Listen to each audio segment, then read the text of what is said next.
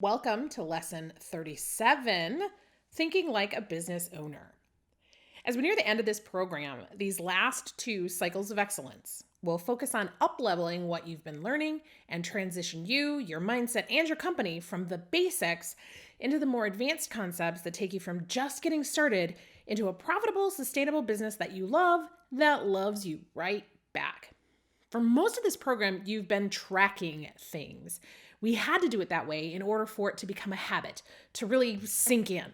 Over the next two cycles of excellence, though, we're going to shift from tracking to managing, and then from managing to leading. And we can go much faster now because the core habits are already in place. So for this module, that means transitioning from tracking your awareness into managing your awareness. That means recognizing that you're a business owner and you need to be acting like one, showing up like one, making decisions like a business owner. Business owners think differently than hobbyists or employees. Most creative entrepreneurs I know start building their business from a hobby or a side hustle. Or sometimes they're coming from corporate and they bring their employee mindset to their new company. And at first, that's probably no big deal because you don't have a lot of clients and you can be flexible with the demands on your resources.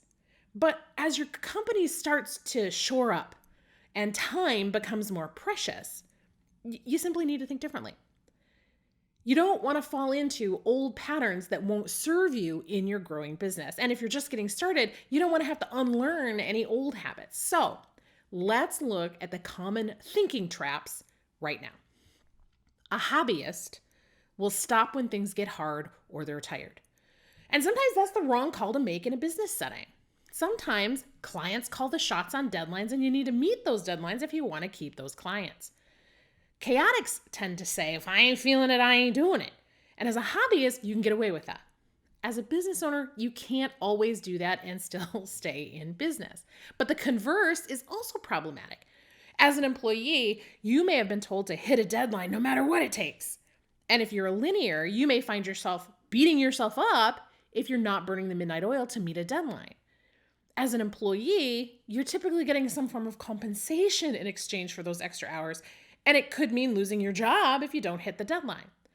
As a business owner, you need to know how to walk the line. You need to know when it's time to call it quits on a project or renegotiate terms or hire additional help to meet your deadlines. Because taking care of yourself is just as important as taking care of your customers. To be blunt, hobbyists and employees don't need to worry about those things. They don't have to deal with that kind of pressure. They have their own kinds of worries and pressures, but not those. Being a business owner means making tough calls that you can avoid as a hobbyist or don't even need to think about as an employee. They're simply not in your job description. But being a business owner means you need to monitor what's going on in the business, look ahead to see what might be coming down the road, and be proactive about the choices that you make in support of yourself and your noble empire. Oftentimes, I've found it can feel a lot like parenting.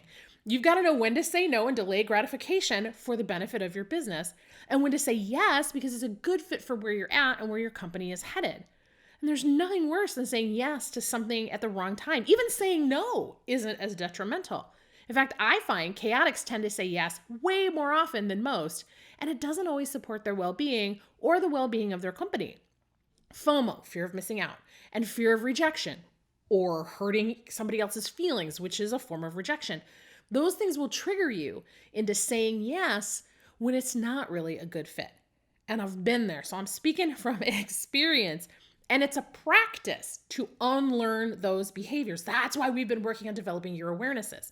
So if you haven't already, start now by getting comfortable with saying no. There are lots of ways to cushion the blow, so to speak, but no is really all you need to say. It can sound like this: no, thank you. Oh, not at this time. I'm not prepared to commit to that right now. It's not in my current budget. That's not doable for me right now. I have other priorities at the moment. So there are plenty of ways to say no. These are just a few without apologizing for your truth. So practice them. Get used to them so that it feels comfortable when it rolls off your tongue. You are not being rude when you say no. You do not need to explain yourself, even if you feel like you want to.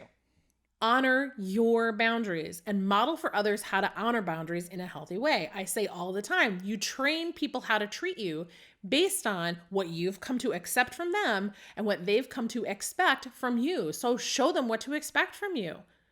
Apologizing when you're not really sorry only makes you look insincere. If you're truly apologetic about something, then go ahead and apologize. But to say, oh, I'm sorry, I can't, that's usually not true. And people get the subtle message that you're probably not intending from them. So practice saying no. No all by itself. It's sexy. No need to embellish it with anything else. And I'm harping on no because most creatives tend to overextend, overpromise, and are underpaid and undervalued because of it.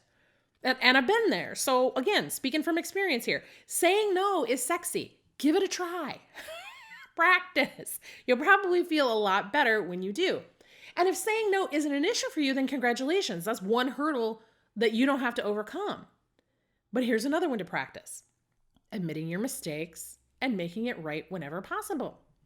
We are all infallible humans. We make mistakes. And even when we have the best of intentions, we can hurt people that matter to us. Sometimes we cause harm unintentionally. Sometimes we cause harm because of the systems that we operate within. In any case, the onus is on you as the business owner to do what you can to make things right. And let me be clear on this. Making things right doesn't mean bending over backwards to let other people know that you're wrong and screwed up and they're right and give them whatever that they demand.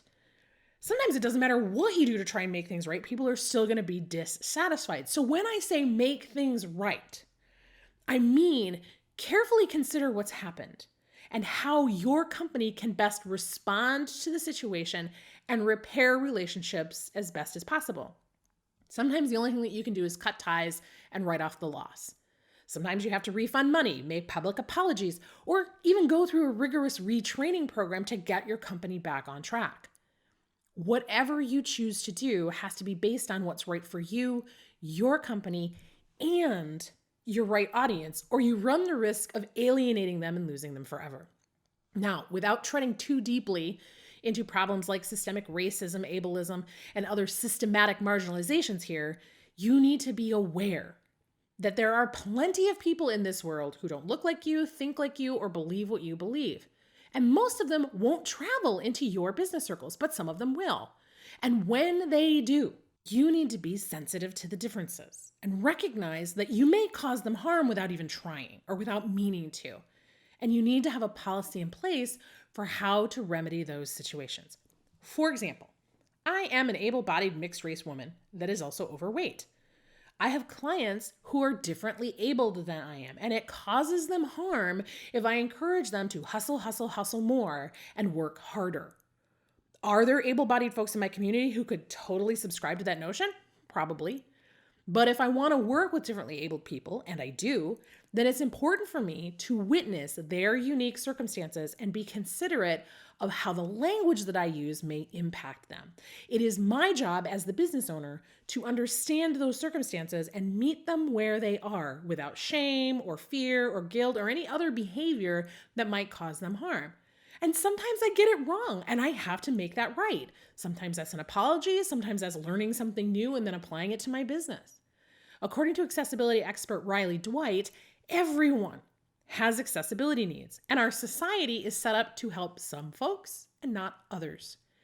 You will never be able to satisfy everyone. Let's be clear on that right now. But you can do your part to set your business up to accommodate and serve the people you most want to work with.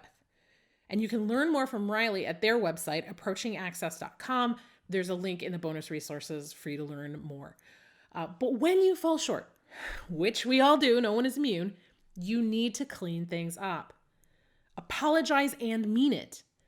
Ask for feedback and be ready to receive it graciously. This is not a time for you to justify, well, I meant, or backpedal, well, that's not at all what I was intending. No, just own your screw up. Apologize for any hurt that you've caused. And many times that's all that you need to do is say, oops, I'm sorry, I messed up. I'll try to do better next time. How can I make this right? Sometimes that's all you need to do. But sometimes you're going to need to go further. Know what your business can and can't do to make things right. Develop your policies proactively instead of deciding in the moment, oh crap, how am I going to deal with this? Start looking at things like accessibility policies and customer service policies now. Look at what other companies are doing. Use that as a model for your own business. Make decisions now as much as practical and be willing to revisit those policies over time as you, your audience, and your business evolve. When I first started running my business, I didn't have a lot of differently abled people in my community. But now about 40% of my clients either have chronic illnesses, disabilities, or some other capacity limiting issue that is a long-term circumstance of their life. And I need to be aware of that. And so my messaging and my marketing and my policies have had to shift to accommodate those things for them and for me. All right, so now that I got some of the serious stuff out of the way, let's look at the power of saying yes in your business. Okay, sometimes I talk about the hell yes or hell no way of making decisions. If it's not a hell yes, then it's a hell no. And that can be useful for gauging how aligned and perfectly timed a choice is for you.